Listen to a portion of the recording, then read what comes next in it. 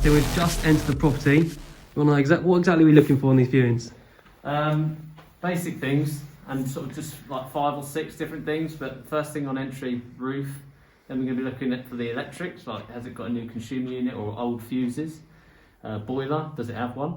If it does, how old is it? Has it been serviced, or is it a reasonable model? Take a picture of the electrics. Obviously looking at walls, looking for any damp spots, any leaks. What else are we looking for? I mean, there's so many different things, but I would just say basic things that like we could spot as individuals looking around houses, making notes of them, because then we can take the information back, look it up if needs be, make an offer on that basis, and then rely on a survey for things that are bigger. Obviously, if you're around a house, look for a crack or something, because of course that's something you're going to need to flag to your surveyor, and it might even impact how you offer on the property. But they're the main things. We look in there. See the old fuse box. So again, what you're going to have to do there is potentially add in a new consumer unit. And the bit I'm not so good at is actually assessing whether we need new wiring, whether it needs rewiring, but that's something to consider as well.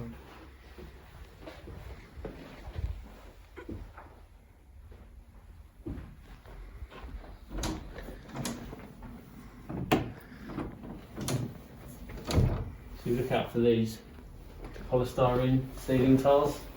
They were, I don't know what year they were put in, 70s, 80s, but highly flammable, not exactly a safe thing to have nowadays with tenant stuff. So you probably take them out. Obviously this as a kitchen is a bit old and dated, so again probably be looking to factor in a refurbishment of the whole room, I guess.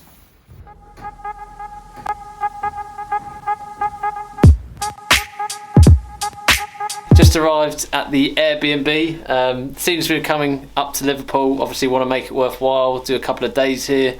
Got a friend who has got a few Airbnbs up here, so thought we'd take advantage and of course rent one of them for the night. So I'll give you a quick tour, as he's done a really good job and a good refurb on this one and kitting it out as well. Is this a silent footage or is this? Possibly, yeah. Well, I mean, I don't mind talking. Cracking sofa. Oh. Look at the size of this TV. Okay. I'll tell you later. Not a film. Look at that. Great size kitchen. For anyone looking to come to watch Liverpool play football, this is the perfect abode for the night. So into the sort of back lobby, you've got bathroom. Done a great job, Ollie, if you're watching, which is quite unlikely, but you know. Upstairs. Main bedroom. Again, TV for me. And spare bed. Yeah, perfect sort of Airbnb setup, to be honest, for a house near the stadium. See anyone travelling or anyone going away as a couple, or as I say, watching the football. Perfect setup, really. So I guess it's a topic worth discussing, really, because this house is only probably 10 minutes away from where mine is located, my current one. And obviously you know the numbers on that, 525, you know, around 280 profit after all the expenses. Well, I wonder what you'd earn from an Airbnb. Obviously you've got all the outlay of buying the furniture and everything that comes with that, and of course the maintenance and looking after it, and the house sitting empty in between rentals or in between short stays. But imagine the potential profit. Obviously it's not something I'm looking to do in the near future because I quite like the hands-off approach, but clearly there must be some good cash flow in it.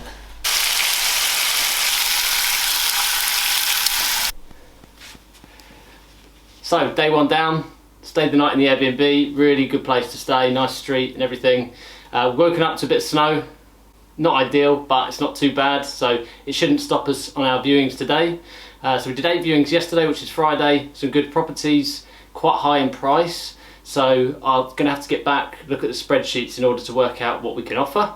But we've got 7 more viewings today, so we've got a total of 15 over 2 days. It was more, but inevitably things get cancelled and the timings don't work and so on. So we're down to about 15 properties, and if all goes to plan today, we'll have those 7 to see, which I'm really excited about. Excited to show you what I'm seeing today, and of course I'll do a bit of a review as I get back tomorrow. We'll look through the numbers and of course share with you how I've got on.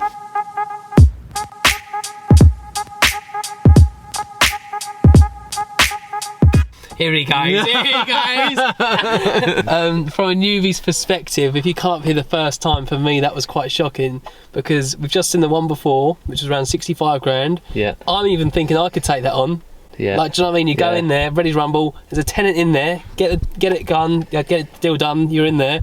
They then start instantly to making you money. That one, we got in there. It's up for 85 grand, and like there was damp every wall, electrics everywhere. Tiny bit bigger, maybe while they're trying to justify the price. Like, but no idea if it's a roof issue, if it's got rising damp, which way is it coming from? Because we're not clued up enough to know about the damp. Yeah. So then, is it a 20 grand refurb? Is it a 25 grand refurb? Yeah. Shocking, right? Literally shocking. I'm like, I've never touched that as a newbie. I would never touch that with a barge pole. Yeah. From the point of view, we're trying to do the model where it's trying to get the ease or convenience rather than the route of obviously what you're trying to achieve. So if you're buying a ready-to-go buy-to-let instead of buying a buy refurbished refinance. 10 times easier and 10 times less risk trying to get the one for 65 at say 60, 65, and there's a tenant in there, job done. Yeah, I completely agree. Just two different perspectives. So just proves, the point of that is, if you're coming up here or if you live here, book a lot in. Don't just go to 2 or 3, go to 8 or 10 per day. Get a few days in, see the whole market rather than just a small snippet of that market. Agreed? Yep, and also, last point I touched on is today versus yesterday. Yeah. Your efficiency, how you book them in. Yes. So we've done I don't know, 4 already today. Yeah. Which feels like in 2 hours. Yeah, less than that. It feels Under like 2 probably hours, 2 hours. yeah. Yesterday, it felt like we were driving 3 hours. We got to till 2, and it just in one broke. It felt like that. Yeah. Just the efficiency. Try and make them all in the same area, and try and make them so you go in for 10 minutes or whatever you do. Yeah. 50 minutes to travel, 10 minutes, and good routine, and you smash it. Definitely. Yeah. Good topic. Good 1 hour in point. training. So we wrapped up our weekend. That's it. Yeah, you just said it. So wrapped up our weekend. Here you go, John. Oh, here we go. Here we go. Go on, son. All right, Mary. She's got her PPE on, and the little one. So 2 days wrapped up. Good trip, wouldn't you say? Great trip. Great trip. I think 15, 16 viewings. I need to have a look at the spreadsheets. But yeah, 15, 16 viewings. Like, we've absolutely killed it today, I think. The timing was much better. They were all in a tighter area, so it was just viewing for 10-15 minutes, writing notes after, 10 minutes onto the next one, job done, job's a good one. So really good use of time today. Obviously get back, Sunday will be spent for analysing deals, Monday will be spent making offers, and I think there's a lot of learnings with Stephen coming up, who's not done this before, and coming with me on this. Obviously Stephen's a friend and he's thinking about investing in the future. There's actually been quite a lot of lessons for me, where things that I do really well, but also things where I can improve perhaps as well. So yeah, that's it really, nothing else to add. No. Trip home now, four and a half hours I think. Let's get there. Yeah, love it. See you soon.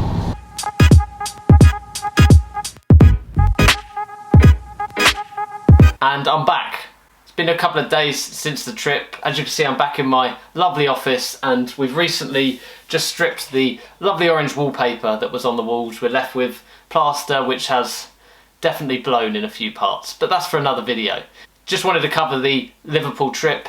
Really successful trip in terms of didn't have too many cancellations, managed to see 15 properties, and some there that I would have definitely bought, which is a vast improvement on some other trips I've done in the past. So just looking at the KPIs, I like to do KPIs, key performance indicators, because I genuinely believe anyone that's buying more than 1 or 2 buy-to-lets or planning to should run this like a business. And if you're working full-time in a corporate business, they'll have you fill out KPIs. So why wouldn't you do it in your own business? So key performance indicators for me are things like the amount of calls I'm making to agents, if I'm doing any direct-to-vendor letters, which I'll cover another time, but how many viewings, how many offers are accepted, and then how many offers are accepted to the amount of revenue you're bringing into the business. And in that way you can compare your time in comparison to the value of your time, I guess you could say. So for me, this one was quite eye-opening because how hot the market is right now, how quickly houses are going under offer, how many offers are being made on properties.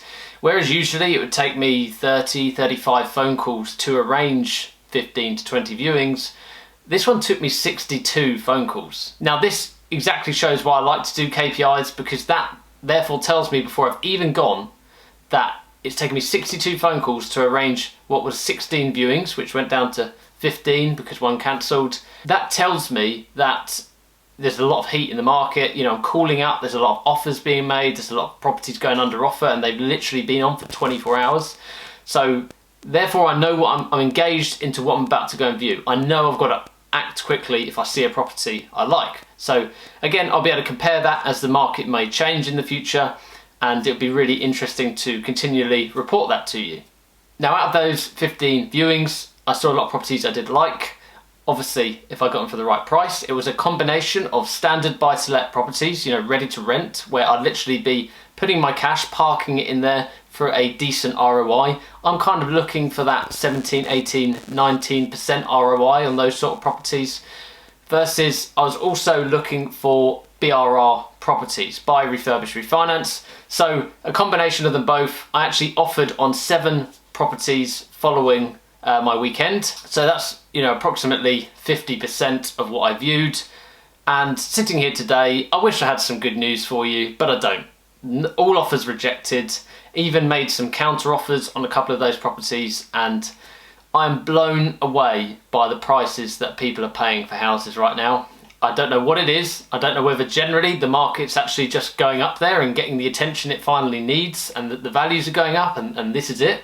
One day I might look back at this and might say properties that are expensive today are actually really cheap in 5 years' time, but it's also, you've got to look at the way that the market is inflated right now, with extra money from people not spending as much, looking to invest, getting into the buy-to-let market. Maybe that people are furloughed and going out on viewings where they'd normally be working and their head would be buried in their full-time job.